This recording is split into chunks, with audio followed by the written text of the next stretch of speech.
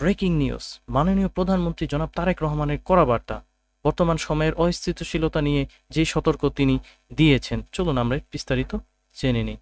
ফ্যাসিবাদ মুক্ত বাংলাদেশে অহেতুক ইস্যু তৈরি করে যারা অস্থিতিশীলতা সৃষ্টির অপচেষ্টা করছে তাদের বিরুদ্ধে সতর্কতা দিয়েছেন প্রধানমন্ত্রী তারেক রহমান। তিনি বলেছেন, এসব পরিস্থিতি তৈরির মাধ্যমে তারা নিজেদের অজান্তেই পতিত ও পলাতক স্বৈরাচারের পুনরুত্থানের পথ সুগম করছে কিনা তা ভেবে দেখা প্রয়োজন। অস্থিতিশীলতা ও ষড়যন্ত্র নিয়ে প্রধানমন্ত্রীর বক্তব্য। অহেতুক ইস্যু তৈরি। ফ্যাসিবাদ মুক্ত দেশটিতে কেউ কেউ তুচ্ছ বা অহেতুক বিষয় নিয়ে অস্থিরতা তৈরির চেষ্টা করছে।